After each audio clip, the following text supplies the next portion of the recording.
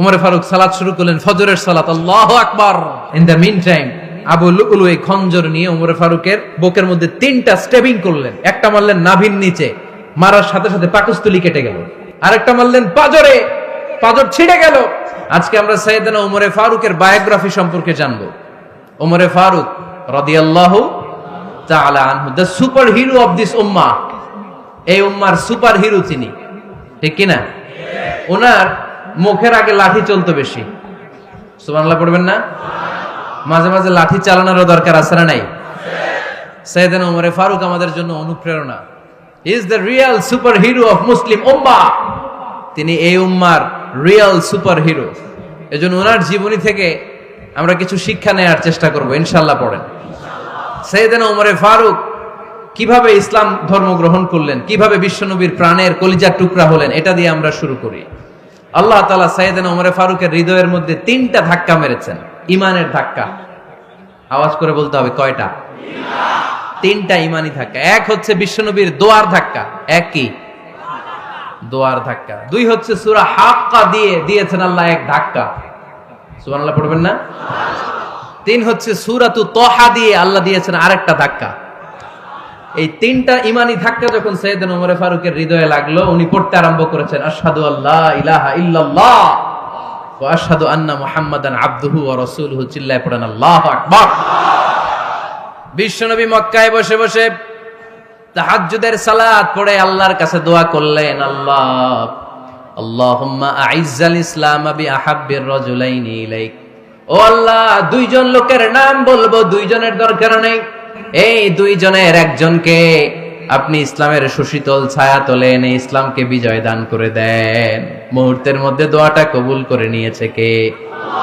বিশ্বনবী বললেন, আল্লাহ 2 জনের নাম বলবো আজকের দোয়ায়। আবি জাহাল ইবনে হিশাম, হয়তো হিশামের বেটা আবু জাহেলকে আপনি ইসলামের ভিতরে নিয়ে আসেন, কিংবা ওমর ইবনুল খাত্তাব, খাত্তাবের বেটা ওমরকে আপনি ইসলামের ছায়া তলে নিয়ে আসেন। ওমরে ফারুকের জন্য দোয়াটা কবুল করে নিয়েছে কে? মক্কার যে অবস্থা, আল্লাহর হাবিব সাল্লাল্লাহু আলাইহি ওয়াসাল্লাম বুঝলেন মক্কার এই 2 জনের একজন যদি আমার সাথে না থাকে তাহলে মক্কায় দাওয়াতি কাজ চালিয়ে যাওয়া যাবে। আল্লাহরে বললেন, আল্লাহ বেশি চাই না, এই 2 জনের একজন, হয় আবু জাহেল নয় ওমর।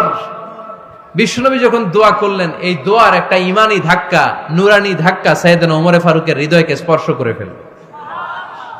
দোয়া ইজ লাইক এ মিসাইল। এই যে আমরা দোয়া করি, এটা মিসাইলের মতো। যুদ্ধে মিসাইল হামলা করে না? মিসাইল হামলা করার পরে এই মিসাইল লক্ষ্য বস্তুতে যে ভেদ করে, ঠিক কিনা? তেমনি দোয়ার মতো যদি আপনি দোয়া করতে পারেন, আপনি যেই জন্য দোয়া করেছেন ঠিক ওই জায়গায় যে আপনার দোয়া স্পর্শ করে। সুবহানাল্লাহ পড়বেন না? বিশ্বনবীর দোয়ার মাধ্যমে প্রথমে সাইয়েদনা ওমর ফারুকের হৃদয়ে এক ধাক্কা লাগলো। 2 নম্বরে রব্বুল আলামিন সূরাতুল হাক্কা দিয়ে ওমর ফারুকের হৃদয়ের মধ্যে দিলেন এক ধাক্কা। পড়েন আল্লাহু আকবার। কোরআনের ভেতরে সূরাতুল হাক্কা নামে একটা সূরা আছে না নাই? আল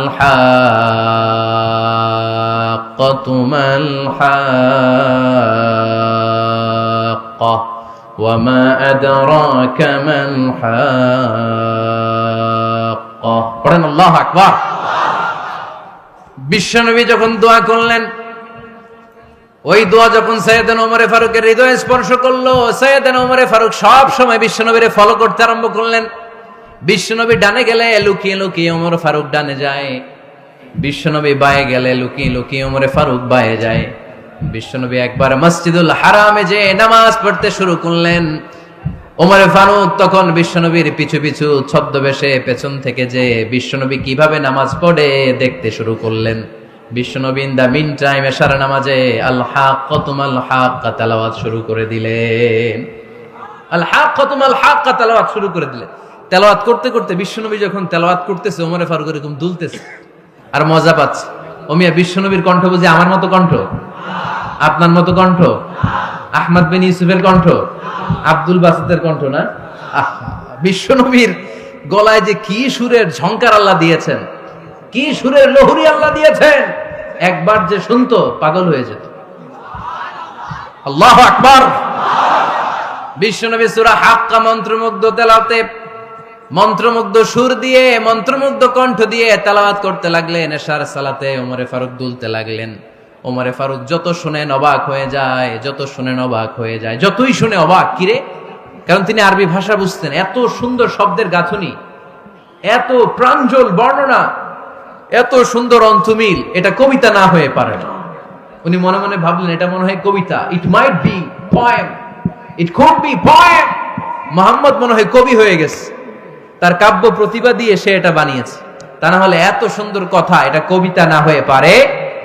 ইন দ্য মিন টাইম বিশ্বনবী কিন্তু দেখতেছে না যে পেছনে উমর। বিশ্বনবী তেলাওয়াত করছিলেন। ইন দ্য মিন টাইম বিশ্বনবী পড়ছিলেন ওমা হুয়া বিকাউলি শাইরিন কলিলাম মা তুমিনুন। এই আয়াতের অর্থ হলো এটা কোনো কবির কথা নয়, খুব অল্প সংখ্যক লোকই তোমরা ঈমান আনো। সুবহানাল্লাহ পড়েন। এটাকে বলে কোইন্সিডেন্ট। কোইন্সিডেন্ট হুট করে অনেক সময় মিলে যায়, যায় কি যায় না?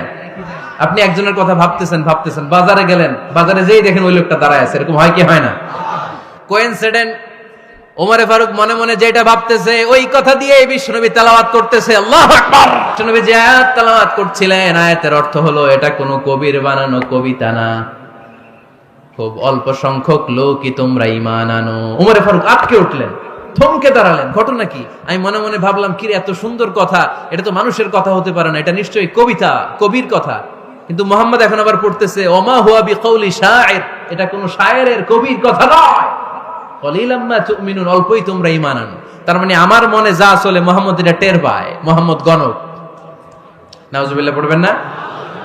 মুহাম্মদ অনেক বড় মাপের একজন গণক। মানুষের হৃদয়ে কি চলে, মনে মনে কি ভাবে, মুহাম্মদ না দেখেও বলে দিতে পারে। ইন দা মিন টাইম বিশ্বনবী পরের আয়াতে পড়লেন ওয়ালা বিকাউলি কাহিনিন কলিলাম মা তাযাক্কারুন। এই আয়াতের অর্থ হলো এটা কোনো গণকের বানানো গণনা নয়, খুব অল্প সংখ্যক লোকই তোমরা উপদেশ হিসেবে এটাকে মানো। সুবহানাল্লাহ পড়েন। এবার আর ওমরে ফারুকের সহ্য হয় না, কি আজীব তামাশা। প্রথমে মনে করলাম কবিতা, মোহাম্মদ কয় কবি না, সে কবি না, এটা কবিতা না। তারপরে ভাবলাম সে গণক, সে আয়াত পরে পরে বলে দিল এটা গণনা নয়, তাহলে এটা কি? এটা কি কবিতাও না, গণনাও না, তাহলে এটা কি? বিশ্বনবী তখন বললেন তানজিলুম মির রাব্বিল আলামিন। সুবহানাল্লাহ পড়েন। পরের আয়াত ছিল তানজিলুম মির রাব্বিল আলামিন। এটা দুনিয়ার কোন কবির বানানো কবিতা না, এটা কোনো গণকের গণনা না, এটা কোনো সাহিত্যিকের বানানো সাহিত্য নয়, এটা মহাবিশ্বের পরিচালক রব্বুল আলামিনের কাছ থেকে পাঠানো কিতাব কোরআন। সূরা হাক্কার ধাক্কায় ওমরে ফারুক কাইত। প্রথমে ধাক্কাটা লাগলো যে দোয়া। বিষ্ণুবী তাহাজ্জুদে কেঁদে দোয়া করলেন, আল্লাহ হয় আবু জাহেল রে দিবা নাইলে ওমর রে দিবা। ওই দোয়া ওমরে ফারুকের হৃদয়ে ছোঁয়া লেগেছে। এরপরে হাক্কা, সূরাতুল হাক্কা দিয়ে দিলে এক ধাক্কা। এই ধাক্কা খেয়ে উথাল পাথাল হৃদয়ের মধ্যে, হায় রে এ কি বাণী, এ কেমন কথা, কে মুহাম্মদ? তারপরে শয়তানের ওয়াসওয়াসা আছে না নাই? আল্লাহ বলে যতই ওয়াসওয়াসা ওমরকে দেয়া হোক, আমি ওমরে ফারুককে এই মুসলিম উম্মাতের সেনাপতি বানিয়ে ছাড়বো, আমি সেনাপতি বানাবো। এবার 3 নাম্বার ডোজ। ডাক্তারের কাছে গেলে প্রথমে দেখবেন সিম্পল ডোজ দেয়, নরমাল ওষুধ, এটাতে কাজ না হলে ডোজ বাড়ায়, একেবারে কাজ না হলে অ্যান্টিবায়োটিক মারে, আছে না নাই? আল্লাহ প্রথমে দোয়ার ছোঁয়া লাগালেন, তারপর সূরা হাক্কা দিয়ে ধাক্কা মারলেন, এরপরে রব্বুল আলামিন বলেন এবার 3 নাম্বার ডোজ সূরা তহা দিয়ে আমি তোমার হৃদয়টারে উজালা বানায় দেব রে ওমর। শয়তান ওদিক দিয়ে ওয়াসওয়াসা, খেলা দুই দিক থেকে চলতেছে। আল্লাহ তাআলা হেদায়েতের রাস্তায় টানছে, শয়তান জাহান্নামের দিকে টানছে। ঘোষণা দেয়া হলো মক্কায়, মুহাম্মদের মাথা কেটে এনে দিলে এত এত স্বর্ণ মুদ্রা দেয়া হবে। ওমরে ফারুক রাজি হয়ে গেলেন, নাঙ্গা তলোয়ার নিয়ে বিশ্বনবীর মাথা কাটার জন্য ছুটলেন। নাউজুবিল্লাহ পড়বেন না? বনু জাহরা গোত্রের এক লোক বলে, আইনা ইয়া ওমর, কই যাও? মুহাম্মদের মাথা কাটতে যাই। আরে মুহাম্মদের মাথা কাটতে যাও? তোমার বোন ফাতিমা বিনতে খাত্তাব আর তোমার বোন জামাই সাঈদ কদ সাবা, এরা তো ধর্ম ত্যাগ করে ফেলছে, এটা তো আমাদের ধর্ম ত্যাগ করে মুহাম্মদের ফলোয়ার হয়ে গেছে। আগে ওমর ঘর সামলাও, পরে মুহাম্মদের মাথা কাটতে চেও। ওমরে ফারুক অবাক হয়ে গেলেন, তলোয়ার নিয়ে বিশ্বনবীর দিকে না যে নিজের বাড়ির দিকে চলে গেলেন।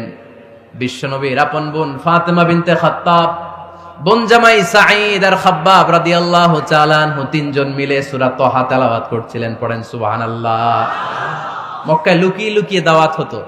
খাব্বাব রাদিয়াল্লাহু তাআলা আনহু একটা চামড়ার ফলকের মধ্যে সূরা তাহার কয়েকটা আয়াত এনে ওমরে ফারুকের বোন আর বোন জামাইকে শিক্ষা দিচ্ছে, ট্রেনিং দিচ্ছে। সুবহানাল্লাহ পড়েন।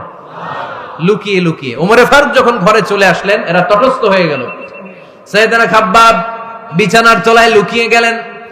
ওমরে ফারুক বললেন, দরজা খোলো। ফাতেমা বিনতে খাত্তাব দরজা খোলার পরে নির্মম ভাবে সাইয়েদনা ওমর রাদিয়াল্লাহু তাআলা আনহু বোনের গায়ে আঘাত শুরু করে দিল। বোন জামাইকে আহত করতে শুরু করলো আর বলতে শুরু করলো, তোরা পাগল হলি কেন? কি আছে ওই মুহাম্মাদের মধ্যে? কি জাদু নিয়ে এসেছে? সে যাই বলে লোকজন পাগল হয়ে যায়, সবাই তার উপর কালিমা পড়ে ঈমান এনে ফেলে। কি এমন জিনিস তোদের কাছে আছে যেটা দেখে মুহাম্মদকে তোরা ভালোবাসলি? কি আছে? কি পড়তেছিলি আমারে দেখা। ফাতেমা বলে, ইন্নাকা রিজসুন লা ইয়ামাসসুহু ইল্লাল মুতাহহারুন। ও আমার ভাই ওমর, তুমি নাপাক। তুমি কি? লা ইয়ামাসসুহু ইল্লাল মুতাহহারুন। পবিত্রতা অর্জন না করে এই কোরআন ধরা যায় না। সুবহানাল্লাহ পড়েন। ওমরে ফারুক গোসল করে আসলেন, কারণ ধাক্কা তো আগে কয়েকটা খাইছে। কথা বোঝেন নাই বোধহয়। প্রথমে দোয়ার ধাক্কা, পরে কোন সূরা দিয়ে ধাক্কা? হাক্কা দিয়ে ধাক্কা। 3 নম্বরে এখন আরেকটা ধাক্কা খাবে। গোসল করে আসলেন। ফাতেমা বিনতে খাত্তাব বললেন, গোসল যখন করে এসেছেন, এই নেন। ওমরে ফারুক এবার চামড়ার কাপড়ের মধ্যে সূরা তাহার প্রথম আয়াতের দিকে নজর করলেন। নজর করেই কোরআনের প্রেমে পড়ে গেলেন। পড়েন সুবহানাল্লাহ। ওমর ফারুক পড়তে আরম্ভ করলেন, তাহা মা আনজালনা আলাইকাল কুরআনা লিতাশকা ইল্লা তাযকিরাতাল লিমান ইয়াখশা তানজিলাম মিম্মান খালাকাল আরদা ওয়াস সামাওয়াতিল উলা। সুবহানাল্লাহ পড়েন। উনি পড়তে আরম্ভ করলেন, তাহা মা আনজালনা আলাইকাল কুরআনা লিতাশকা। এই কোরআনকে আমি তোমাদের হতভাগ্য জাতি হিসেবে দুনিয়ায় থাকার জন্য পাঠাই নাই। এটা রব্বুল আলামিনের পক্ষ থেকে এসেছে। যারা রবকে ভয় করে তাদের জন্য আছে উপদেশ। যিনি আকাশ বানিয়েছেন, জমিন বানিয়েছেন, ওই আল্লাহ তাআলা নিজেই এই কোরআন পাঠিয়েছে। আওয়াজ করে পড়তে হবে, আল্লাহু আকবার। উনি খুব ভালো আরবি জানতেন। সূরা তাহা পড়ার পরে আর ধৈর্য ধারণ করতে পারে না। ওমর ফারুক ছোট্ট বাচ্চার মতো কান্না শুরু করে দিলেন। আল্লাহু আকবার। সূরা তাহাটা হাতে নিয়ে, তলোয়ারটা হাতে নিয়ে বিশ্বনবীর দিকে ছুটতে আরম্ভ করলেন। আইনা মুহাম্মদ, কোথায় মুহাম্মদ? তোমরা আমাকে মুহাম্মাদের কাছে নিয়ে চলো। বিশ্বনবী তখন সাফা পাহাড়ের পাদদেশে দারুল আরকাম ইবনে আলকামের ঘরে লুকিয়ে লুকিয়ে কোরআনের দাওয়াত দিতেন। ওমরে ফারুককে পাগলের মতো ছুটে আসতে দেখে বিশ্বনবীর চাচা হামজা ইবনে আব্দুল মুত্তালিব বলল, নবী আপনি পালান। ওই যে খাত্তাবের বেটা ওমর আপনাকে অপমান করার জন্য, আক্রমণ করার জন্য তেরে এসেছে। সাহাবীরা বললেন, নবী আপনি পালিয়ে যান, আমরা সামাল দেব। বিশ্বনবী বললেন, না আমি পালাবো না, বরং তোমরা সরে যাও। ওমর ইবনুল খাত্তাবকে আমার দরবার পর্যন্ত আসতে দাও। আমার তো মনে হচ্ছে ওই যে তাহাজ্জুদের নামাজ শেষে চোখের পানি ছেড়ে যে আমি আল্লাহর কাছে দোয়া করেছি, আজকে আমার ওই দোয়াটা কবুল হতে শুরু করেছে। আমার তো মনে হচ্ছে আমার দোয়া কবুল হবে, আসতে দাও। ওমরে ফারুক এসে বললেন, আশহাদু আল্লা ইলাহা ইল্লাল্লাহ ওয়া আশহাদু আন্না মুহাম্মাদান আবদুহু ওয়া রাসূলুহু। আমি সাক্ষ্য দিলাম আল্লাহ ছাড়া কোনো ইলাহ নাই, নিশ্চয়ই আপনি আল্লাহর প্রেরিত বান্দা এবং রাসূল। পড়েন সুবহানাল্লাহ। ওমরে ফারুক যখন কালিমা শাহাদা পড়ে মুসলমান হয়ে বিশ্বনবীর হাতে হাত রাখলেন, মুসলিম সাহাবীদের মধ্যে খুশি আর আনন্দের বন্যা বয়ে গেল। মুসলিম হাতে গোনা সাহাবারা আল্লাহর প্রশংসা করলেন। বিশ্বনবী সাইয়েদনা ওমরে ফারুককে জড়িয়ে ধরলেন। ওমরে ফারুক এবার বিশ্বনবীরে বললেন, নবী গো, আলাসনা আলাল হক, আমরা কি সত্যের উপরে আছি নাকি আমরা ভুলের উপরে আছি? বিশ্বনবী বললেন, বালা নাহনু আলাল হক, আমরা এই সত্যের উপরে আছি। সুবহানাল্লাহ পড়ে। আলাসনা আলাল হক, নবী আমরা কি সত্যের উপরে নাই? হ্যাঁ অবশ্যই ওমর, তুমি সত্যের উপরে আছো।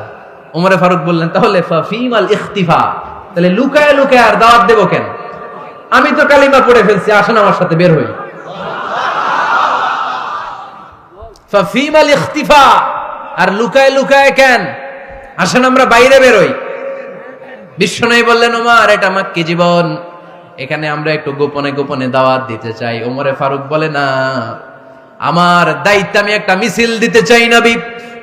আল্লাহর নামের তাকবীর দিতে দিতে দারুল আরকাম থেকে শুরু করে মসজিদুল হারাম পর্যন্ত একটা মিছিল দিয়ে আমি মক্কা কাঁপায়া দেব। অনুমতি দেন। বিশ্বনবী দিতে চায় না। ওমর ফারুক অনেক বুঝানোর পরে স্বল্প পরিসরের একটা অনুমোদন পাওয়া গেল বিশ্বনবী সাল্লাল্লাহু আলাইহি ওয়াসাল্লামের কাছ থেকে। কিন্তু মিছিল যে দিবে, মিছিলের জন্য লোকের দরকার আছে না নাই? এখানে লোক নাই, আমি একাই মিছিল দিতেছি। এটা জমবে? মিছিল জমবে? খুঁজে উনি 11 জন মুসলিম সাহাবা পেলেন। কয়জন? ওমরে ফারুক বললেন, 11 জনই সই। এই 11 জন নিয়েই আমি আল্লাহর নামের তাকবীর দিব। 2 লাইন করলেন। কয় লাইন? 2 লাইন। পেছনে 6 জন, আর এই লাইনের নেতা বানালেন বিশ্বনবীর চাচা হামজাকে রাদিয়াল্লাহু তাআলা আনহু। আর সামনে 5 জন, তার আগে দাঁড়ালেন উনি নিজেই। তাহলে 6 6 12। বললেন, এই 2 লাইনই আমরা তাকবীর দিতে দিতে, বেশি না, এই দারুল আরকামের ঘর থেকে, আপনারা জানেন যে সাফা মারোয়া এখন যে সাই হয়, এই সাফার পাদদেশে ছিল দারুল আরকামের ঘর। উনি বললেন, এখান থেকে ওই যে কাবার গিলাফ দেখা যায়, কাবার গিলাফ পর্যন্ত আমরা এই তাকবীর নিয়ে ওখানে যাব। সুবহানাল্লাহ পড়বেন না? ওখানে উনি দাঁড়িয়ে ছোট্ট একটা ভাষণ দিয়েছিলেন। উনি বলেছিলেন, মান আরাদা আন তাসকুলা উম্মু ওয়া ইয়াতামা ওয়ালাদু ওয়া তারমিলা যাওজাতুহু ফালিয়াসুদ্দানি। খেয়াল করে শুনেন, কান দুইটা খরগোশের কানের মতো খাড়া করেন। উনি এক বাক্যের একটা ভাষণ দিলেন। ভাষণ দিতে জানলে বড় ভাষণ দেয়া লাগে না। এক বাক্যের ভাষণ দিয়ে গোটা বিশ্বকে ঝাঁকুনি মারা যায়। চিল্লায় বলো ঠিক কিনা? ওমরে ফারুক এক বাক্যের একটা ছোট্ট ভাষণ দিলেন। মান আরাদা আন তাসকুলা উম্মু, কে আছো মায়ের এই মক্কায়, কে আছো মায়ের বুক খালি করতে চাও? ইয়াতামা ওয়ালাদু, কে আছো বাচ্চাগুলারে, নিজের সন্তানগুলোরে ইয়াতিম বানাতে চাও? কে আছো তারমিলা যাওজাতুহু, নিজের স্ত্রীকে বিধবা বানাতে চাও? ফালিয়া সুদ্দানি, বুকের পাটা থাকলে আমি ওমর রে থামাও। ফালিয়া সুদ্দানি, দেখি মক্কায় কার এত বড় বুকের পাটা। কে আছো মায়ের বুক খালি করতে চাও, সন্তান রে এতিম বানাতে চাও, স্ত্রীকে বিধবা বানাতে চাও? ফালিয়া সুদ্দানি, পারলে আমারে ঠেকাও। এই বলে উনি আল্লাহু আকবার, আল্লাহু আকবার, আল্লাহু আকবার বলে স্লোগান শুরু করে দিলেন। এক এক স্লোগানে মক্কার মরুজমিন থারথার করে কাঁপতে আরম্ভ করলো। এই মিছিল মক্কার কেউ দেয় নাই। মিছিলের আওয়াজ শুনে আবু জাহেল বাইরিস, উতবা বাইরিস, শাইবা, ওয়ালিদ ইবনে মুগিরা সব বের হয়েছে। কিরে, আমার এলাকায় এত বড় স্লোগান, কার এত সাহস? বের হয়ে দেখে মিছিলের সামনে ওমর। ওমর রে দেখে দিছে একদম। কারণ ওমরে ফারুককে থামানোর মতো বাপের বেটা মক্কায় দ্বিতীয়টা কেউ ছিল না। আওয়াজ করে বলেন ঠিক কিনা? ওমরে ফারুক আল্লাহু আকবার, আল্লাহু আকবার বলে স্লোগান দিতে দিতে মসজিদুল হারামের ভেতরে ঢুকে গেল। কাবার গিলাফ ধরার পরে সেদিন মিছিল থেমেছে। ওই আল্লাহর নামের স্লোগান সেদিন কেউ থামাতে পারে নাই, কিয়ামত পর্যন্ত কেউ থামাতে পারবে না। চিল্লায় বলো ঠিক কিনা?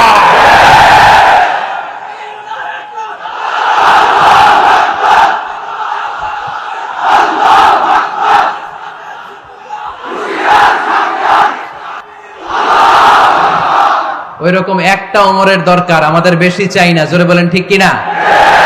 দাও খোদা দাও আমায় আবার ওমর দারাজ দিল, দাও খোদা দাও আমায় আবার ওমর দারাজ দিল, দাও আলীর মতো বীর সেনানি, আলীর মতো বীর সেনানি জাগাতে নিখিল,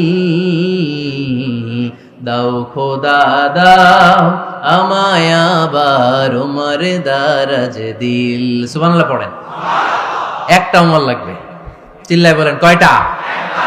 ওই ওমরের অপেক্ষায় বাংলাদেশ সহ গোটা মুসলিম উম্মাহ, ঠিক কিনা? একটা ওমরই যথেষ্ট। আমাদের সেন্ট্রাল লিডারশিপ নাই তো, আমাদেরকে এদিকে লাথি মারলে আমরা ওইদিকে যাই, ওদিক থেকে গুতা মারলে আমরা এদিকে যাই। আমাদের রিপ্রেজেন্টেটিভ, আমাদের প্রতিনিধিত্ব করার মতো কোন কেন্দ্রীয় লিডারশিপ নেতৃবৃন্দ গোটা বিশ্বে নাই, ঠিক কিনা? আমরা সেই ওমরে ফারুকের অপেক্ষায়। আমরা সেই ইমাম আল মাহাদির অপেক্ষায়। এই ওমরে ফারুক আমাদের মডেল, ঠিক কিনা? থার্ড ইন পজিশন এই পুরা উম্মতের মধ্যে ওনার পজিশন নাম্বার 3। 1 নাম্বার পজিশন বিশ্বনবীর, কার? 2 নাম্বার পজিশন কার? আবু বকর। 3 নাম্বার পজিশন কার?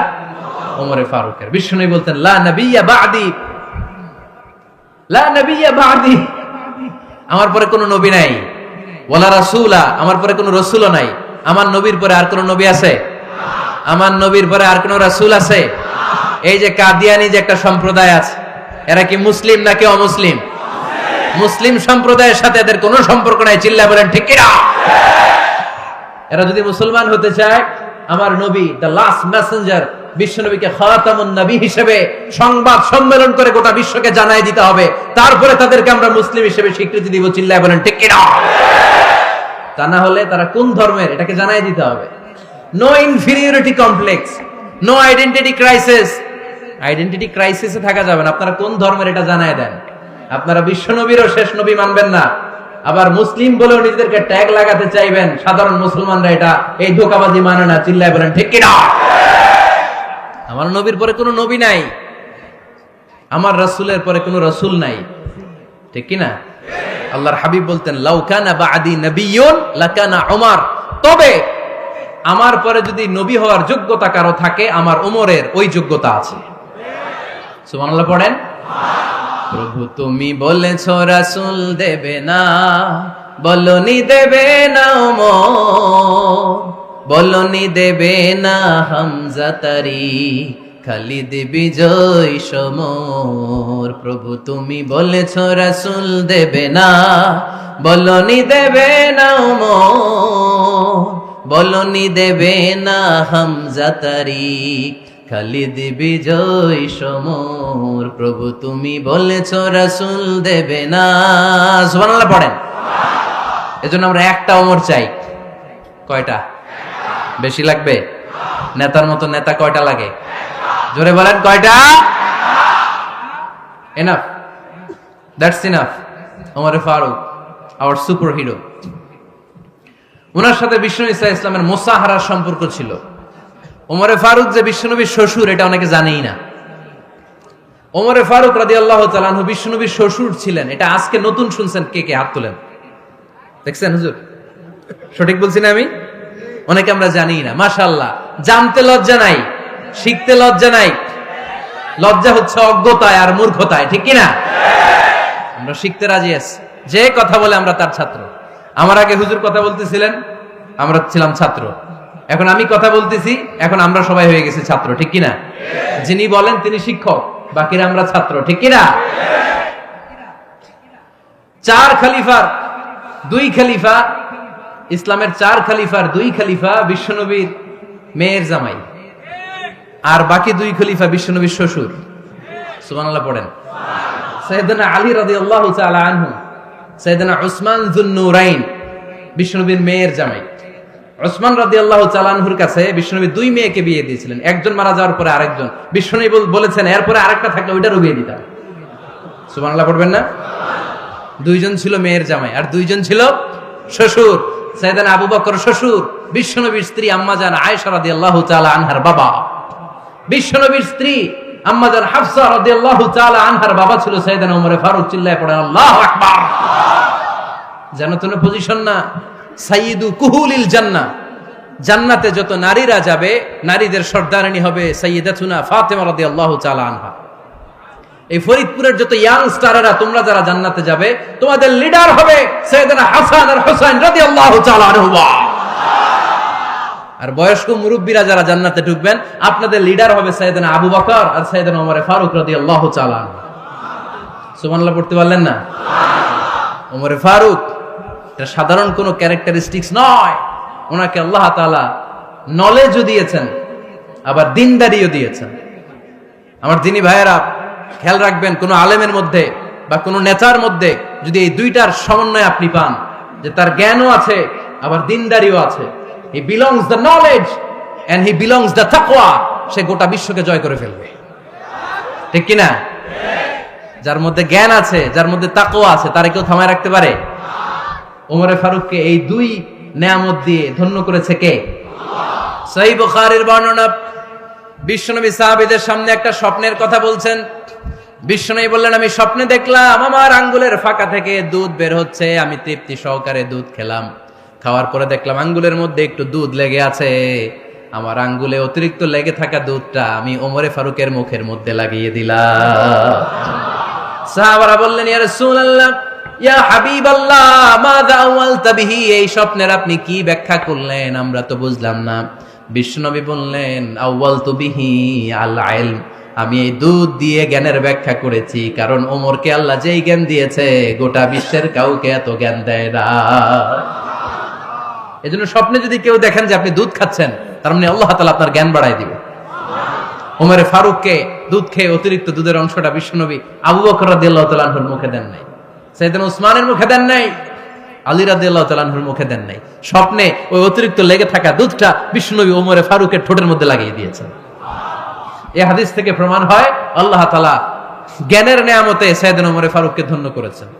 আবার বুখারীর বর্ণনা, বিশ্বনবী সাল্লাল্লাহু আলাইহি ওয়াসাল্লাম আরেকটা স্বপ্নের বর্ণনা দিচ্ছেন। তিনি বললেন, তোমাদের সবাইকে স্বপ্নে আমার সামনে দাঁড় করানো হলো। আমি দেখলাম তোমাদের কারো জুব্বা নাভি পর্যন্ত, কারো জুব্বা হাঁটু পর্যন্ত, কারো জুব্বা টাকনু পর্যন্ত।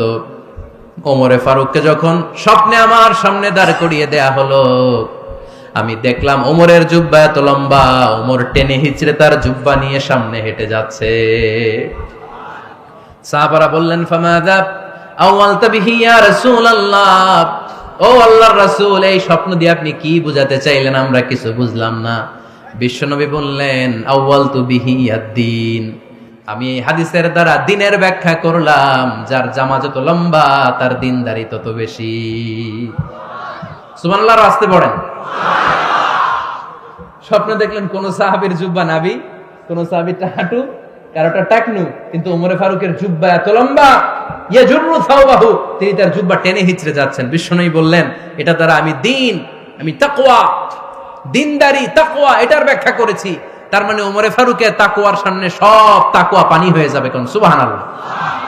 আল্লাহ তাআলা সাইয়েদনা ওমরে ফারুককে দ্বীনের জ্ঞান দিয়েছেন, তাকওয়া দিয়েছেন। যুবক ভাইরা, যাকে আল্লাহ তাআলা দ্বীনের জ্ঞান দেয়, যাকে আল্লাহ তাআলা তাকওয়ার এই গুণ দিয়ে সমৃদ্ধ করে, তার জন্য গোটা বিশ্বের সব দরজাগুলোকে ওপেন করে দেয় কে? কত বড় মুত্তাকি ছিলেন সাইয়েদনা ওমরে ফারুক। মদিনার সমাজে কয়জন মুনাফিক ছিল বিশ্বনবী ছাড়া কেউ বলতে পারতেন না। বিশ্বনবী কোন সাহাবীকে মুনাফিকদের লিস্ট দিয়ে যান নাই, একজন সাহাবী ছাড়া। দেখি কেউ বলতে পারেন কিনা ওই সাহাবীর নাম? কি নাম? হুযায়ফা ইবনুল ইয়ামান রাদিয়াল্লাহু তাআলা আনহু। ওনাকে বলা হতো সাহিবু সিররি রাসূলিল্লাহ, আল্লাহ রাসূল সাল্লাল্লাহু আলাইহি ওয়াসাল্লামের গোপন তথ্যের ধারক বাহক। সুবহানাল্লাহ পড়বেন না? বিশ্বনবী ইন্তেকালের আগে মদিনার সমাজে মোট কয়জন মুনাফিক আছে, এই তথ্য আবু বকরকে বলেন নাই, ওমর রাদিয়াল্লাহু তাআলা আনহুকে বলেন নাই, উসমান রাদিয়াল্লাহু তাআলা আনহু, আলী রাদিয়াল্লাহু তাআলা আনহু, আশারাতুল মুবাশশিরিনা বিল জান্নাহ কোন সাহাবীকে বলেন নাই। শুধুমাত্র কেবলমাত্র একমাত্র হুযায়ফা ইবনুল ইয়ামান রাদিয়াল্লাহু তাআলা আনহুর কাছে মুনাফিকদের লিস্টে বিশ্বনবী দিয়ে গিয়েছেন। সুবহানাল্লাহ পড়েন। মদিনায় কারা কারা মুনাফিক কেউ জানতো না হুযায়ফা ছাড়া। কে ছাড়া? নামটা আজকে মুখস্থ করেন, যাতে অন্য কোনো ওয়াজে কেউ জিজ্ঞেস করলে বলতে পারেন। মুনাফিকদের লিস্ট যে সাহাবীর কাছে বিশ্বনবী দিয়ে গিয়েছিলেন, সাহাবীর নাম কি? নাম? নামটা কেমন লাগে? ভাল লাগে? অনেকে আমারে জিজ্ঞেস করে, হুজুর আমার ছেলে হবে আগামী মাসে, একটা নাম দেন। নাম দিয়ে দিলাম হুযায়ফা। যাদের হবে ছেলে, এলাকায় যাদের নেক্সট কয়েক মাসে ছেলে হবে, খালি হুযায়ফা চলবে। কি চলবে? ভাল লাগে? নামটা ভাল লাগে? রাইখেন, অনেক সুন্দর নাম। উনি জানতেন মুনাফিক কারা। দেখেন ওমরে ফারুকের তাকওয়ার লেভেলটা কত হাই। ওমরে ফারুক একদিন হুযায়ফা রাদিয়াল্লাহু তাআলা আনহুর কাছে গেলেন, যে বললেন, হুযায়ফা, বিশ্বনবী ইন্তেকালের আগে মুনাফিকদের নামের লিস্টটা কারো কাছে দেয় নাই, আমার জানা নাই, সাইয়েদনা আবু বকরের জানা নাই, কোন সাহাবীর জানা নাই তুমি ছাড়া। আমি তোমার কাছে জানতে চাই, আমি ওমরের নামটা ওই মুনাফিকদের খাতায় আছে কিনা আমার একটু বলো। আমার ওমরের নামটা ওই মুনাফিকদের লিস্টিতে একটু আছে কিনা, নামটা একটু বলো। যদি থাকে আমি ভালো হয়ে যাব। আমি নেফাকি দূর করে পাক্কা মুমিন হতে চাই। আমার নাম যদি মুনাফিকের লিস্টে থাকে আমি তো শেষ। হুযায়ফা চোখের পানি ছেড়ে দিয়ে বলে, আমিরুল মুমিনিন, কেমন প্রশ্ন করলেন আপনি? আপনি বিশ্বনবীর শ্বশুর, এই উম্মতে আপনার পজিশন 3 নাম্বার। আপনারে মুনাফিকরা ভয় পায়, শয়তান আপনারে ভয় পায়। আপনি জান্নাতে সব বয়স্ক লোকদেরকে নিয়ে জান্নাতের মধ্যে আগে আগে ঢুকবেন, কেমন করে মুনাফিকদের কাতারে আপনার নাম থাকতে পারে? ওমর সুবহানাল্লাহ পড়ে। কি বিনয়ী, কি তাকওয়া! হুযায়ফাকে যে ধরতেন, হুযায়ফা একটু বলো না আমার নামটা মুনাফিকদের লিস্টিতে আছে কিনা। ওমরে ফারুকের যদি এই টেনশন থাকে যে আমি মুনাফিক হয়ে গেলাম কিনা, আমাদের এই টেনশন থাকার দরকার আছে না নাই? হ্যাঁ, এজন্য সব সময় আল্লাহর কাছে দোয়া করতে হবে, আল্লাহ তুমি নেফাকি থেকে আমাদেরকে বাঁচাও। আরো জোরে পড়েন আমিন।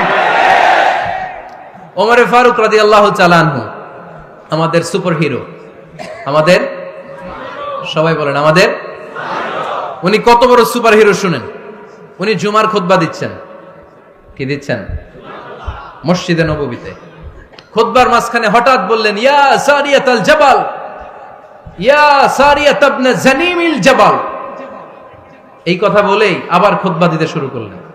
উনার এই ইয়া সারিয়াত ইবনে জানিমিল জাবালের সাথে আগের কথারও কোনো মিল নাই, পরের কথারও কোনো মিল নাই।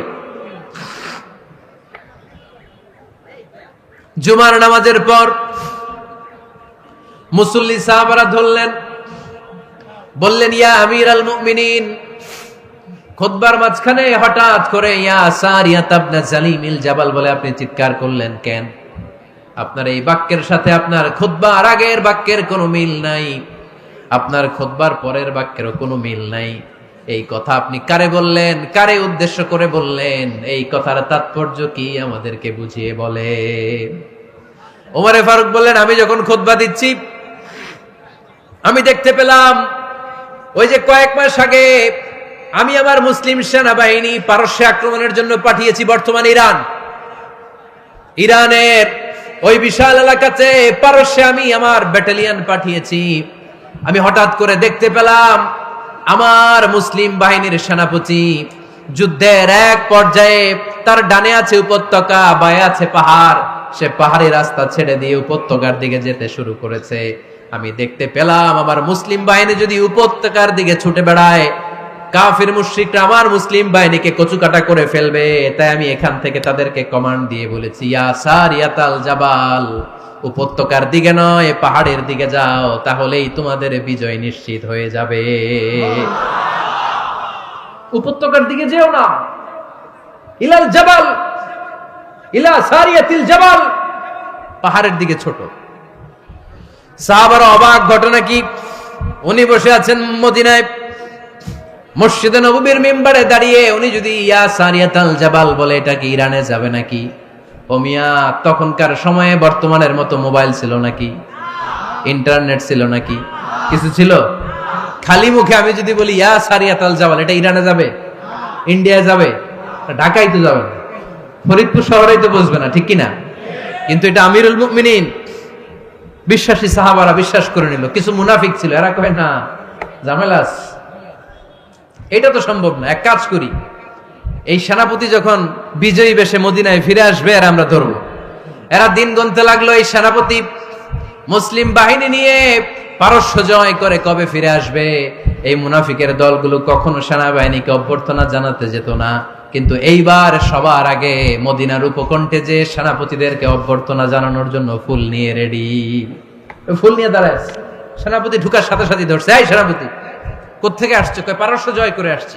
কয় এমন এমন দিন, জুমার দিন দুপুর বেলা যুদ্ধের মাঝখানে আমিরুল মুমিনিনের কণ্ঠের কোন কথাবার্তা শুনছো নাকি? সেনাপতি অবাক, কয় তোমরা জানলা কেমনে? শুনছি তো। সুবহানাল্লাহ পড়বেন না? আমরা যুদ্ধে একটা ভয়ঙ্কর অবস্থার মধ্যে ছিলাম, পেছন থেকে শত্রু আমাদেরকে আক্রমণ করতে শুরু করে দিল। ডানে যাব না বায়ে যাব, সামনে যাব নাকি পেছনে যাব, রাস্তা খুঁজে পাচ্ছি না। ডান দিকে ছিল আমাদের উপত্যকার রাস্তা, বাঁ দিকে ছিল পাহাড়ি পথ। আমরা সোজা পথ হবে মনে করে উপত্যকার দিকে ছুটতে আরম্ভ করলাম। হঠাৎ করে আমিরুল মুমিনিনের কণ্ঠ বজ্র কণ্ঠে আমার কানের মধ্যে ভেসে আসলো, আমার মনে হলো আমিরুল মুমিনিন কেমন যেন আমাকে কমান্ড দিচ্ছেন আর বলছেন, ইয়া সারিয়াতাল জাবাল, ডান দিকে উপত্যকার পথে নয়, তাড়াতাড়ি পাহাড়ের দিকে সৈন্যবাহিনী নিয়ে উঠে যা। পাহাড়ের দিকে, ডানে না। This is wrong track and this is the right track. ওই দিন যদি ওমরে ফারুকের ওই গাইডলাইন, আমিরুল মুমিনিনের কমান্ড যদি আমি না শুনতাম, আজকে বিজয়ের বেশে ফিরতেও পারতাম না, আমাদের চেহারাও তোমরা দেখতে পেতে না। ওমরে ফারুকের ওই কমান্ড, ওই গাইডলাইন অদৃশ্য থেকে শোনার কারণে ওই পারস্যের মধ্যে আমাদেরকে সেই যুদ্ধে বিজয় দান করেছে কে? দিস ইজ ওমরে ফারুক, দিস ইজ ওমরে ফারুক। বিশ্বনবী বলছেন, ওমর, মা লাকিয়াকা শাইতানু সালিকান ফাজ্জান ইল্লা সালাকা ফাজ্জান গায়রা ফাজ্জিক। ওমর, শয়তান ইবলিস যদি তোমারে কোনো রাস্তা দিয়ে হাঁটতে দেখে, শয়তান ওই রাস্তা রেখে দিয়ে অন্য রাস্তা দিয়ে হাঁটে। সুবহানাল্লাহ বাড়িতে যাই বললেন। কে বলতেছে? বিশ্বনবী। কার ব্যাপারে? ওমরে ফারুকের ব্যাপারে। শয়তান যদি দেখে যে ওমরে ফারুক এই রাস্তা দিয়ে হাঁটতেছে, শয়তান ওই রাস্তা রেখে দিয়ে অন্য রাস্তা দিয়ে হাঁটে। সুবহানাল্লাহ পড়েন। রাত্রিবেলা আমরা আমাদের বাচ্চা ছেলে মেয়েদেরকে যখন খাওয়াই, বাচ্চারা খেতে চায় না, এরকম হয় আপনাদের ফরিদপুর এলাকায়? এই মিনা কার্টুন দেখায়, এইটা সেইটা, এগুলো সেগুলো বলে, গল্প টল্প বলে ভুলাইয়া খাওয়ানো লাগে, তাই না? তারপরও খায় না। আমারও ছোট মেয়ে আছে, খেতে চায় না, এইটা সেইটা এমনি সেমনি খাওয়ানো লাগে। তো শেষে না পেরে মা বাবা বলতে বাধ্য হয়, ওই যে ভূত আসতেছে, ভূত, তাড়াতাড়ি তাড়াতাড়ি খাও, নাহলে যে ভূত ধরবে তোমারে। ওই যে বাঘ আসতেছে, বাঘ, তাড়াতাড়ি খাইলে নাহলে বাঘে কামড়াবে। বলি না আমরা? আপনারা কি বলেন? ভূত। এক এক জায়গায় এক একটা আমরা বলি, ভূত আসবে, বাঘ খাবে, ভাল্লুক খাবে, তাড়াতাড়ি খাও। মদিনাতে যখন ওমরে ফারুক আমিরুল মুমিনিন, মদিনার মায়েরাও বাচ্চাদেরকে খাওয়াতে পারতো না, ছোট্ট মেয়েদেরকে খাওয়াতে পারতো না, খাওয়া নিয়ে যন্ত্রণা করতো। বাচ্চারা যখন মদিনায় খেতে চাইতো না রাত্রি বেলায়, মদিনার মায়েরা বলতো, তাড়াতাড়ি খাও, হা হুয়া ইয়াতি উমর, হা হুয়া ইয়াতি উমর, তাড়াতাড়ি খা, নাহলে ওই যে ওমর আসতেছে, Omar. This is our superhero সাইয়েদনা ওমর ফারুক রাদিয়াল্লাহু তাআলা। শুধু শয়তানি ভয় পেত না, মুনাফিকরাও ভয় পেত, জমের মতো ভয়। শুধু তাই না, আমাদের আম্মাজান বিষ্ণু ইসা ইসলামের স্ত্রীরাও ওমর ফারুককে ভয় পেতেন। সুবহানাল্লাহ কইবেন না? মাঝে মাঝে বিষ্ণু ইসা ইসলামের সাথে আম্মাজান আয়েশার ঝগড়া হতো, হতো না? আপনাদের ফ্যামিলিতে ঝগড়া হয়? হয় না? হয় না? কার কার দেখি? ওরে আল্লাহ, অনেক আল্লাহর ওলি আছে তো এই জায়গায়। ঝগড়া হয় না? এ কি কথা কয়, ঝগড়া হয় না বলে? বিশ্বনবীর ফ্যামিলিতে ঝগড়া হয়, আপনার ফ্যামিলিতে হয় না? দাম্পত্য জীবনের মজাটাই তো এখানে, কখনো ঝগড়া, কখনো আনন্দ, একটু বৃষ্টি, একটু রোদ, একটু হাসি, একটু কান্না, ভালো লাগা, ভালোবাসা শেয়ার করে নেয়া, মিলেমিশে একাকার হয়ে যাওয়া, ঠিক কিনা? তো আল্লাহর হাবিব সাল্লাল্লাহু আলাইহি ওয়াসাল্লামের সাথে আম্মাজান আয়েশার ঝগড়া হতো। তো একদিন ঝগড়া হয়ে দুইজন রেগে আছে। খবরদার দুইজন রেগে থাকবেন না, আবার একজন রাগলে আরেকজন থেমে যাবেন, কারণ এই ছোট্ট ঝগড়া থেকে এটা অনেক সময় বিচ্ছেদের দিকে গড়ায়। আমার প্রিয় ফরিদপুরবাসী, ভাবি রেগে গেলে আপনি রাগেন না, ওই দিন আপনি একটু ঠান্ডা থাকেন। আবার আপনি রেগে গেলে, আমার মাইকের আওয়াজ যদি ভাবিরা শুনেন, আপনারা রেগে যায় না, একটু ঠান্ডা থাকবেন। দুইজনে রেগে গেলে তো তৃতীয় বিশ্বযুদ্ধ শুরু হবে, তাই না? একজন রেগে গেলে আরেকজন ঠান্ডা, কারণ এই সামান্য ঝগড়া থেকে ইগোর কারণে এটা বিচ্ছেদ আর ডিভোর্স পর্যন্ত করায়। আর শয়তান এখানে উস্কানি দেয়, কারণ ইমানদারদের ফ্যামিলি ভাঙতে পারলে শয়তান সবচেয়ে বড় খুশি হয়, আর ইমানদারদের ফ্যামিলি টিকে থাকলে খুশি হয়ে যায় কে?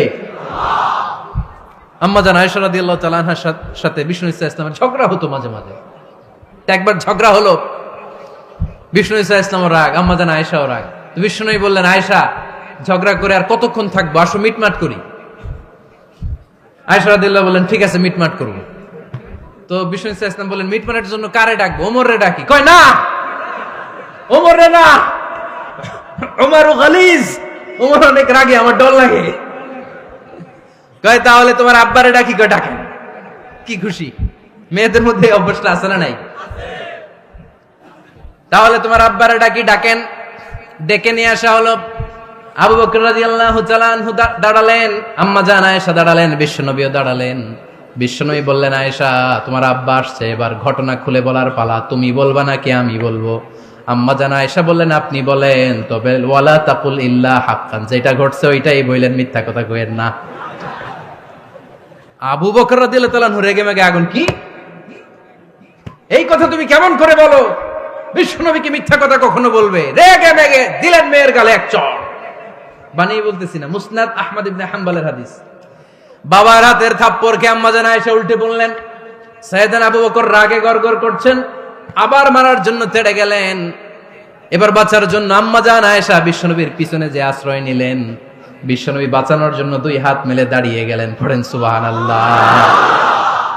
বিশ্বনবী যখন দুই হাত মেলে দাঁড়িয়ে গেলেন, সাইয়েদনা আবু বকর রাদিয়াল্লাহু আনহু থেমে গেলেন। সাইয়েদনা আবু বকর রাদিয়াল্লাহু তাআলা আনহু ঘর থেকে বের হয়ে বারান্দায় দাঁড়ালেন। পড়েন সুবহানাল্লাহ। এবার বিশ্বনবী আম্মা জান আয়েশার কাছে যেয়ে বলেন, ইয়া আয়েশা কাইফা রাআইতিনি আনকাসতুকি মিনার রাজুল, দেখছো কেমনে বাঁচাইলাম? আমি না থাকলে ভর্তা বানাই ফেলতো আজকে। আমি বাঁচাইছি তোমারে, আমি, আমার লগে ঝগড়া করো তুমি। লজ্জায় পড়ে আম্মা জান আয়েশা খিলখিল করে হেসে দিলেন, বিশ্বনবীও হেসে দিলেন। দুইজনের হাসির মধুর আওয়াজ শুনে সাইয়েদনা আবু বকর বাইরে থেকে অবাক, কিরে এতক্ষণ না ঝড় তুফান, এখন দেখি হাসি। সালাম দিয়ে অনুমতি নিয়ে ভিতরে ঢুকলেন। ঢুকে দেখেন আম্মা জান আয়েশাও হাসে, বিশ্বনবীও হাসে। এ হাসি দেখে আবু বকর রাদিয়াল্লাহু আনহু হেসে দিলেন। আরশের উপর থেকে খুশি হয়ে গেলেন কে? এবার সাইয়েদনা আবু বকর রাদিয়াল্লাহু তাআলা আনহু বললেন, ইয়া রাসূলুল্লাহ আশরিকানি ফি সিলমিকুমা কামা আশরাকতুমানি ফি হারবিকুমা। ও নবী, যুদ্ধ লাগলে, দুইজন যুদ্ধ লাগলে মীমাংসার জন্য যেমনি আমারে ডাকেন, এরকম হাসি আর আনন্দের মুহূর্তেও আমারে একটু ডাইকেন। আশরিকানি ফি সিলমিকুমা কামা আশরাকতুমানি ফি হারবিকুমা। নবী, আপনাদের মধ্যে ঝগড়া লাগলে সন্ধি করার জন্য আমারে যেমনি ডাকেন, আপনাদের হাসি খুশি আনন্দ খুনসুটি এই মজাদার মুহূর্তগুলোতে আমারে বঞ্চিত রাখেন না, আমার একটু ডাইকেন। সুবহানাল্লাহ পড়েন। এই মুসনাদে আহমদ ইবনে হাম্বলের হাদিস শোনার উদ্দেশ্য হচ্ছে, বিশ্বনবী প্রথমে ওমর ফারুকের নাম বলেছিলেন। সাইয়েদনা আয়েশা বলে, না আমি ডরাই। হাইবাত, দিস ইজ কল্ড হাইবাত ওমর। একবার বিশ্বনবীর সব বিবিরা ধরলেন, ও নবী আমাদেরকে এটা দেন, ওইটা দেন, ঘরে এটা নাই, ওইটা নাই, ওইটা নাই। বিশ্বনবীকে, আমার কাছে কিচ্ছু নাই, যদি এমনি আমার বউ হয়ে থাকতে চাও থাকো, তাহলে যা, তা না হলে যা লাগবে কিনে দেব, সাথে সাথে তালাকও দিয়ে দিব। কিছু দিতে পারবো না, আমার নাই তো, সামর্থ্য নাই। কিন্তু বিবিরাও ছাড়া না, এটা দেন ওইটা দেন।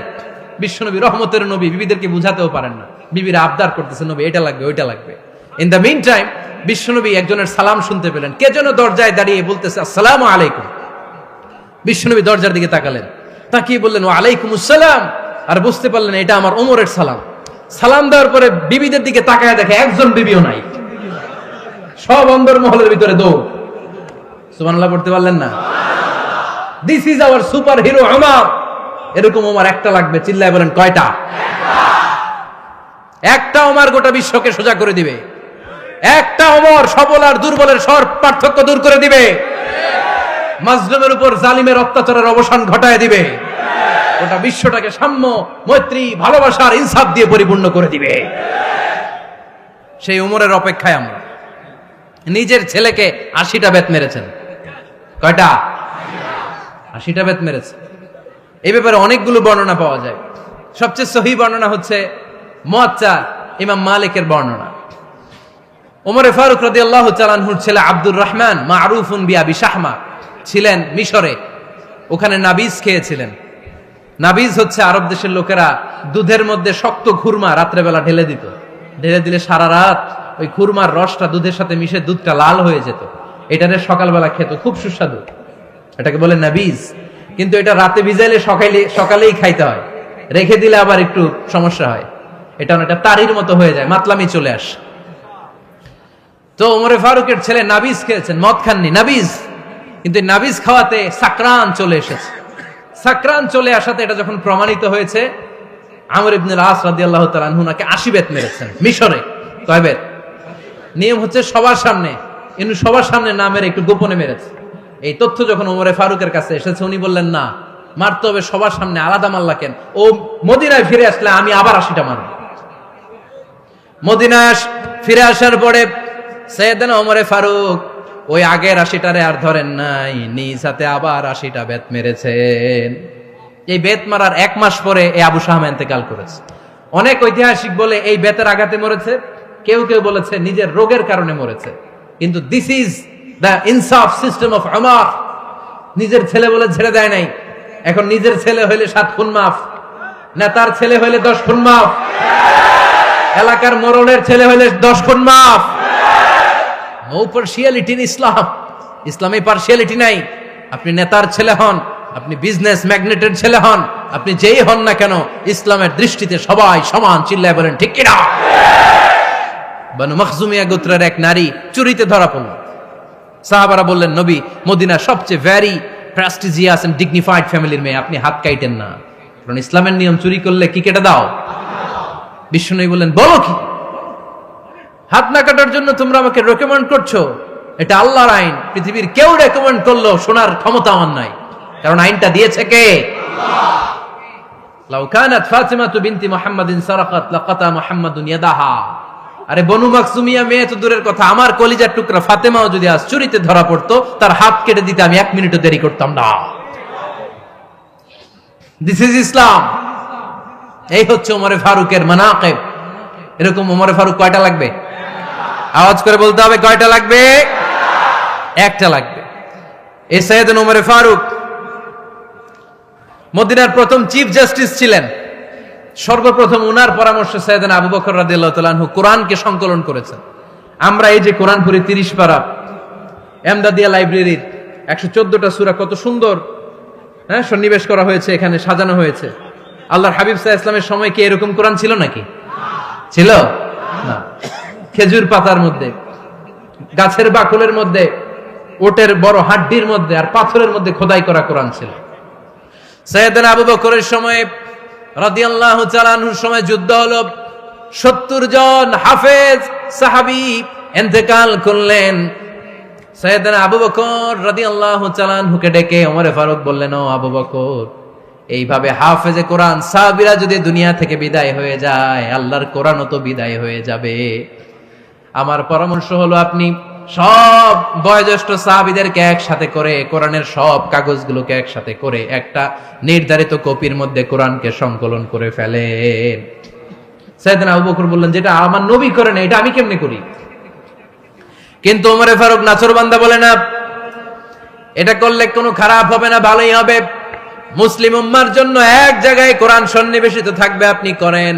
সাইয়েদনা আবু বকর রাজি হয় না, ওমরে ফারুকও ছাড়ে না। ওমরে ফারুক বলতে বলতে বলতে বলতে এমন ভাবে সাইয়েদনা আবু বকর রাদিয়াল্লাহু তাআলা আনহুকে ধরলেন, সব শেষে সাইয়েদনা আবু বকর ওমরে ফারুকের কথায় কোরআন সংকলনে রাজি হয়ে গেলেন। পড়েন সুবহানাল্লাহ। উনি বললেন, ওমর যখন আমাকে বারবার বুঝাতে লাগলো, আল্লাহ তাআলা আমার হৃদয়টা ওমরের কথা শোনার জন্য খুলে দিলেন। আল্লাহ তাআলা কেমন যেন আমাকে ইলহাম করলেন, আবু বকর করো, এই কাজের মধ্য দিয়ে আমি আমার কোরআনকে গোটা বিশ্বে জীবিত রেখে দেব। This is Umar. এই যে আমরা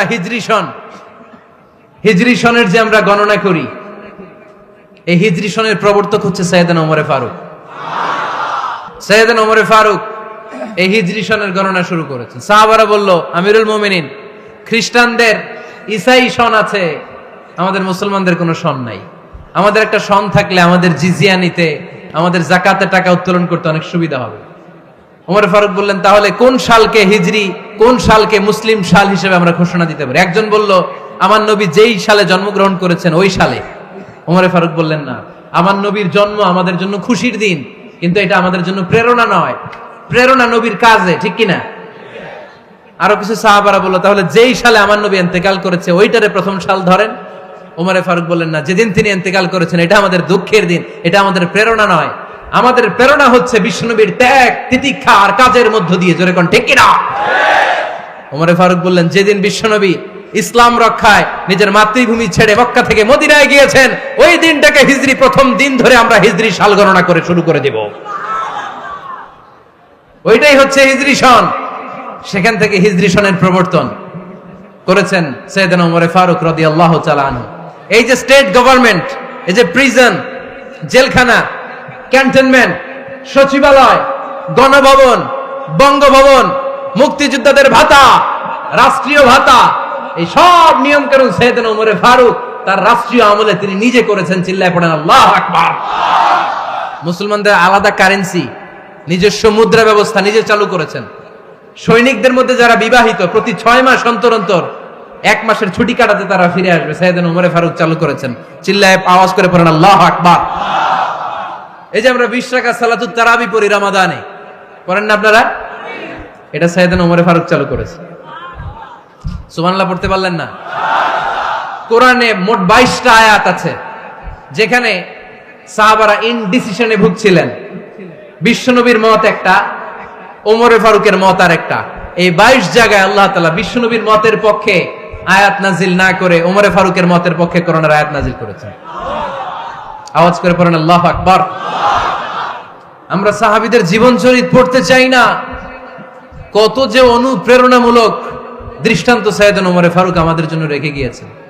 ওমর ফারুক যখন খলিফা, দিনের বেলায় যদি রাষ্ট্রে কোনো নিয়ম জারি করতেন, দিনের বেলায় জনগণকে কোনো বিষয়ে যদি নিষেধ করতেন, রাত্রে বেলায় খাওয়ার সময় ফ্যামিলি মেম্বারদের সবাইকে বলতেন, এই দিনের বেলা আমি জনগণকে এই কাজ করতে নিষেধ করেছি, তোমরা আমার ফ্যামিলি মেম্বার, খবরদার তোমরা এই কাজ করো না। জনগণ করলে যতটুকু শাস্তি, তোরা করলে পাবি ডবল শাস্তি। সুবহানাল্লাহ কইবেন না?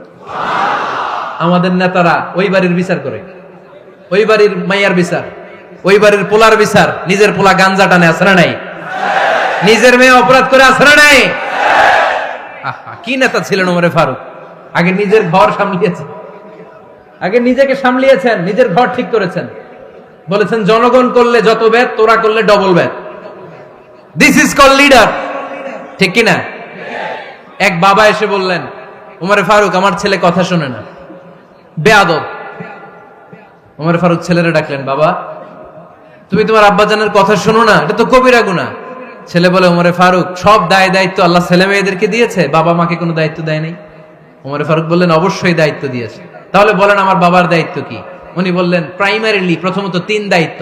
আইয়ান তাকিয়া উম্মা, পৃথিবীর প্রতিটি বাবার উচিত ছেলেদের মেয়েদের জন্য ভালো মায়ের ব্যবস্থা করা।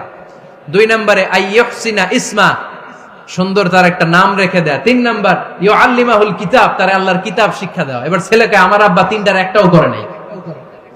এবার ওমর ফারুক রেগে গেলেন, বাবার কাঁধে ধরলেন, বললেন তুই ছেলের জন্য বিচার নিয়ে আসলি, তোর 3টা দায়িত্বের একটাও তুই পালন করিস নাই। ছেলে বলে, আমিরুল মুমিনিন আমার মা নর্তকী, আমার মা মাজুসি, আমার মায়ের মধ্যে কোনো আদব কাদব নাই, সুন্দরী দেখে আমার মারে বাবা বিয়ে করছে, আমার মায়ের কাছ থেকে জীবনে কিছু শিখি নাই। 2 নাম্বার সাম্মানি খানফাসা, আমার বাবা আমার নাম রেখেছে চামচিকা। কি নাম রাখছে? এটা নাম হইলো একটা? এরকম উল্টা পাল্টা নাম আছে না নাই? না, এগুলো রাখবেন না। আব্দুল্লাহ রাখবেন, আব্দুর রহমান রাখবেন, আর একটা কি বলছি আজকে? হুযায়ফা রেখে দিয়েন, পারবেন? ওয়ালাম ইউআল্লিমনি হারফাম মিন কিতাবিল্লাহ, আমিরুল মুমিনিন। শুধু তাই না, আল্লাহর কোরআনের একটা অক্ষর আমার বাবা কোনোদিন আমারে শিক্ষা দেয় নাই। ওমর ফারুক রেগে গেলেন, এবার বাবের কান্দে দইরা মারতে শুরু করলেন। তুই পোলার নামে বিচার নিয়ে আইছিস, তোরে মার দিমু আগে। এরকম নেতার দরকার আছে না নাই? মদিনায় এক লোক তার বউরে রাগের চোটে 100 তালাক দিয়ে ফেলছে। কয় তালাক দেয়ার নিয়ম? কয়টা দিছে? কয়টা? এবার স্ত্রী কাঁদতে কাঁদতে এসে বলে, আমিরুল মুমিনিন দেখেন, আমার স্বামী আমারে রেগে মেগে 100 তালাক দিচ্ছে। ওমর ফারুক বললেন, দইরা নিয়ে এটারে। নিয়ে আসা হলো। ওমর ফারুক বললেন, কয়টা তালাক দিয়েছো? কয় 100টা। কেন দিছো? কয় মাথা গরম আছিল। এরকম আছে না? তালাক দেওয়ার সময় সব তালাক, তুই তালাক, তোর মা তালাক, তোর বোন তালাক, সব তালাক। তালাক দিবে ওয়াইফ রে, দিতেছে সবাই রে। ওমর ফারুক বললেন, দিবে 3টা, 100টা দিলা কেন? কয় মেজাজ গরম ছিল। কয় দাঁড়া, আত-তালাকু মিন শাআইরিল্লাহ, তালাক হচ্ছে আল্লাহর দেয়া বিধানের একটা নিদর্শন, এটা নিয়ে তুই খামখেয়ালি করলি। আমার রায় শোন, আমার রায় হচ্ছে 3 তালাকে তোর বউ তালাক, বাকি 97 তালাক তোর পিঠের উপরে পড়বে। এরকম বিচারের দরকার আছে না নাই? এরকম দৃষ্টান্তমূলক বিচার যদি বাংলার জমিনে দেয়া হতো, আর কোন নারী ধর্ষিতা হতো? আর কোন নারীকে অ্যাসিড মারা হতো? আর কোন নারী যৌতুকের জন্য কান্না করত? একটা আমল লাগবে, বেশি না। কয়টা লাগবে? তিনি গভর্নর সিস্টেম চালু করেছিলেন, governor system, Islamic state. Bahrain, Yemen, মিসর, কুফা, বসরা, মক্কা, মদিনা, এই 7 জায়গায় 7 জন গভর্নর পাঠিয়েছেন। তাদের থেকে তথ্য নিতেন। এই গভর্নর সিস্টেম উনি বানিয়েছেন। সাইয়েদনা আমর ইবনে আল আস রাদিয়াল্লাহু তাআলা আনহুকে পাঠিয়েছেন মিশরে। মিশরে একটা দৌড় প্রতিযোগিতা হতো। ওই দৌড় প্রতিযোগিতায় আমর ইবনে আল আস রাদিয়াল্লাহু তাআলা আনহুর ছেলে অংশগ্রহণ করেছে, কিন্তু এক মিশরি ওই দৌড় প্রতিযোগিতায় চ্যাম্পিয়ন হয়ে গেছে। রানার্স আপ হয়েছে আমর ইবনে আল আসের ছেলে।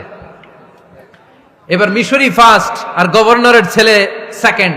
রাগের চোটে আমর ইবনে আল আসের ছেলে ওই মিশরির মাথার মধ্যে কয়েকটা বাড়ি মেরেছে। মিশরি বলে, আমার মাল্লা কেন? তুমি খেলায় পারো না, আমারে মাল্লা কেন? কয়, আনা ইবনুল আকরামিন, আমি গভর্নরের পোলা, আমি যা বলবো এটাই হবে, আমার উপরে কথা নাই। মিশরি ওইখানে আর ঝগড়া বাঁধায় নাই, মনে দুঃখ নিয়ে মদিনায় চলে আসলেন। এসে বললেন, আমিরুল মুমিনিন, আপনি আমর ইবনুল আস রাদিয়াল্লাহু তাআলা আনহুকে মিশরের গভর্নর বানিয়ে পাঠিয়েছেন। একটা প্রতিযোগিতায় আমি চ্যাম্পিয়ন হয়েছি, ওনার ছেলে হয়েছে রানার আপ।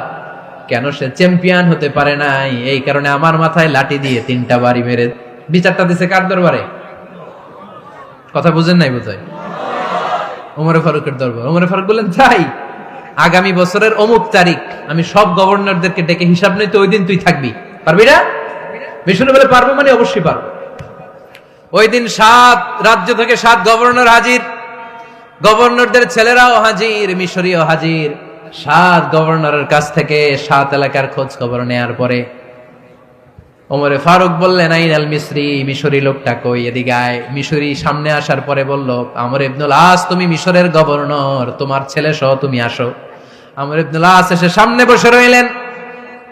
এবার বললেন, ও আমর ইবনুল আসের ছেলে, তুমি নাকি ইবনুল আকরামিন গভর্নরের ছেলে, তুমি যা বলবা মিশরে নাকি তাই হবে, তোমার নাকি অনেক দাপট।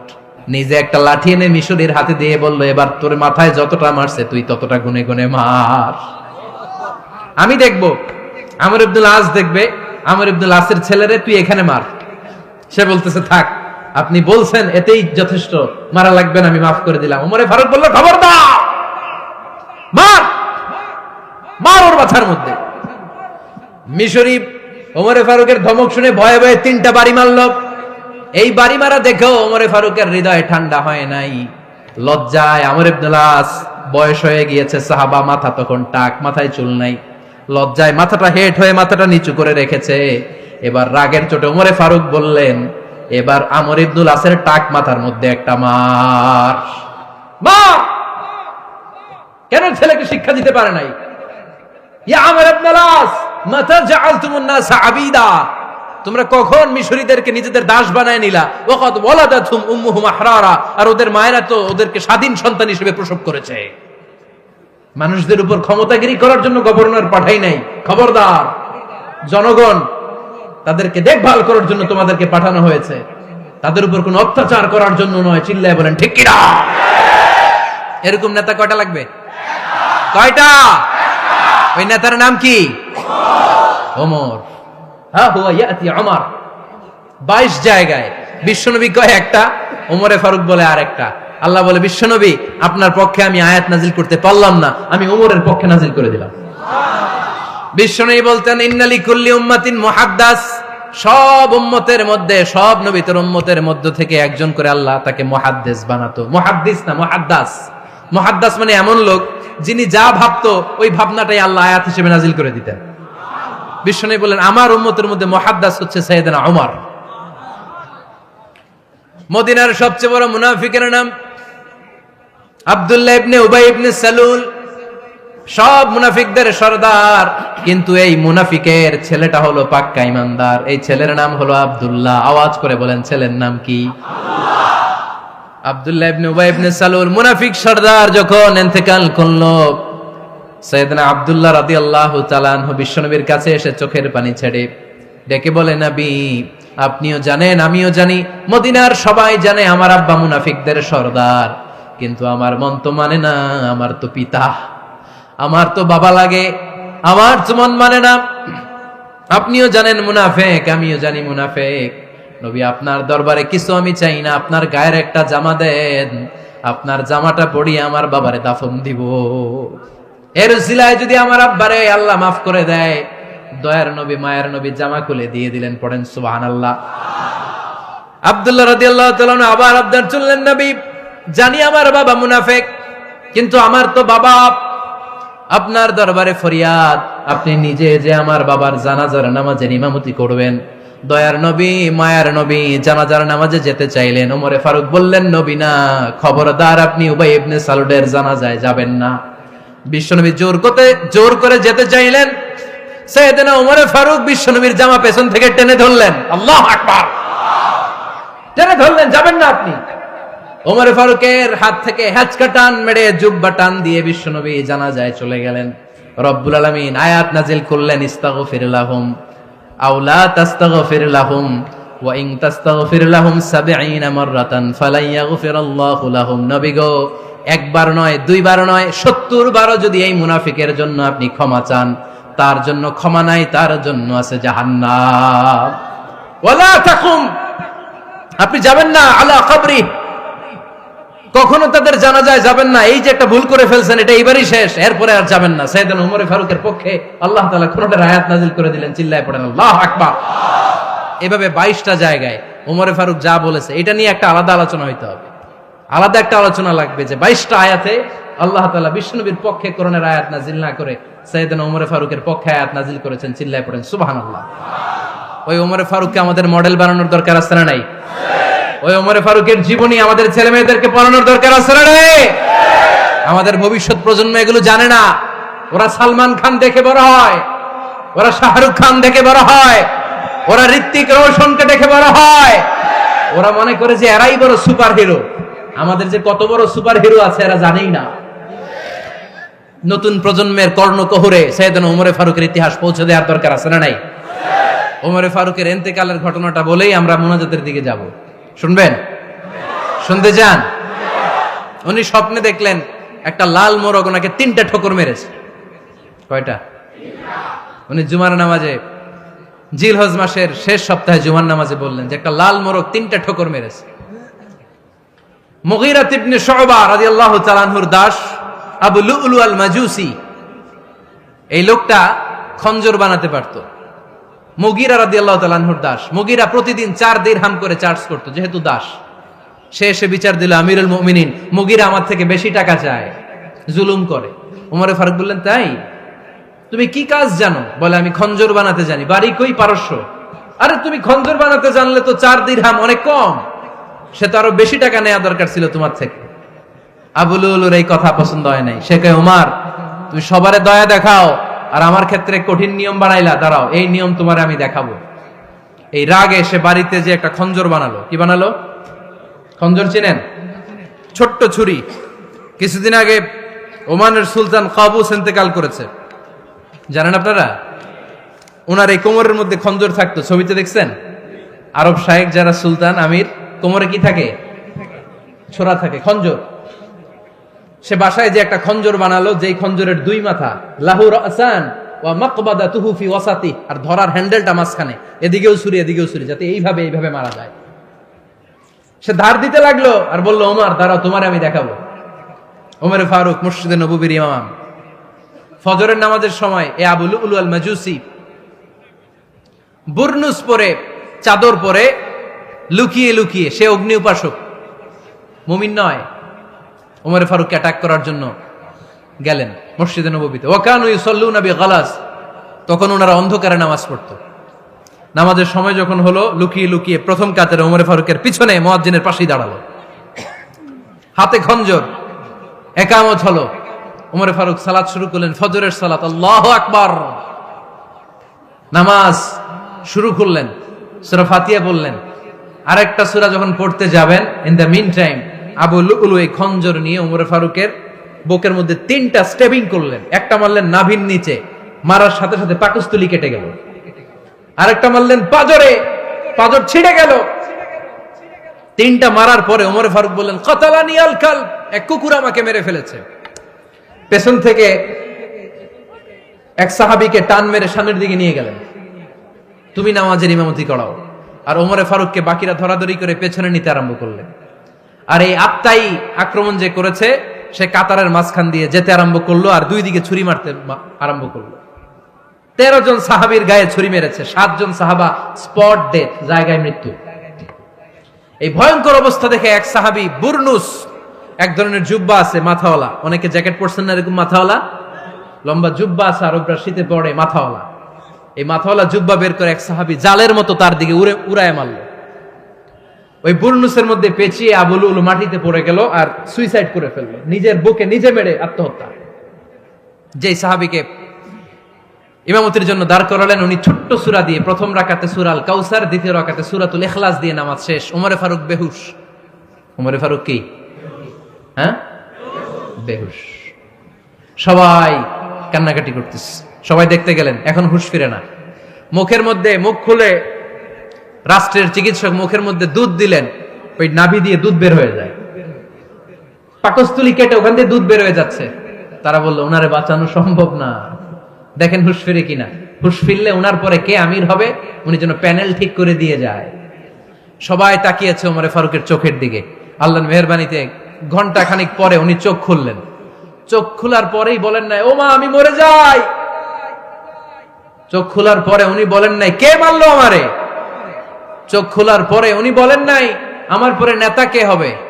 চোখ খোলার পরে সর্বপ্রথম কথাটি ছিল আসল্লান নাস, আমার নেতৃত্বে যে ফজরের নামাজটা শুরু হয়েছিল এটাকে ঠিকমতো তোরা পড়েছিলি?